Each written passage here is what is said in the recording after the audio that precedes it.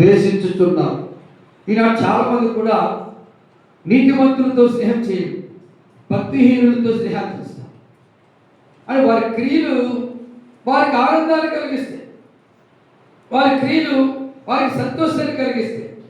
నీతిమంతులతో స్నేహం చేస్తే అరే కంచె ప్రార్థన చేసుకుందాం అంటే వీడికి తలనొప్పి, ప్రార్థన చేయడానికి మనసు రాదు.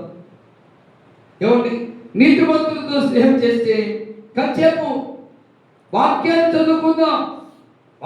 చదువుకుందామంటే తలనొప్పిలకి, వాక్యం చదువుకోవడం కూడా తలనొప్పి.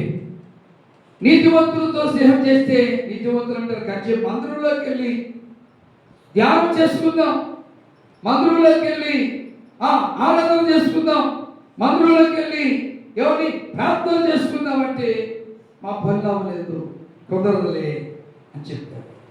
ఎవరన్నా దేవుని ప్రజలారా మరి నీతివంతులతో స్నేహం చేయడానికి వెనుకంజ వేస్తారు.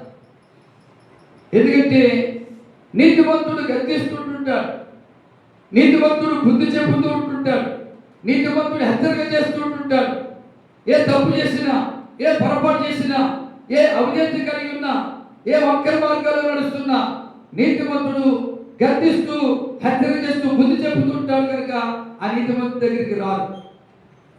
సొల్లు కబురు చెప్తారు చూడండి, లోక సంవత్సరం చెప్తారు చూడండి, కాకమ్మ కబురు చెప్తారు చూడండి. ఆ దానికి పదే వెళ్ళి పిన్ని బాగున్నావా, అక్క బాగున్నావా, చెల్లి బాగున్నావా అని సంభాషణ స్టార్ట్ చేసి అక్కడి నుంచి కాలక్షేపానికి సమయమంతా ఏదో ముచ్చట వేసుకుంటూనే ఉంటారు. మరి అది విన్న దేవుడు నిన్ను ఎలా దీవిస్తాడు? అది విన్న దేవుడు నిన్ను ఎలా ఆశీర్వదిస్తాడు? అది ఇక్కడ ఏమంటున్నాడు?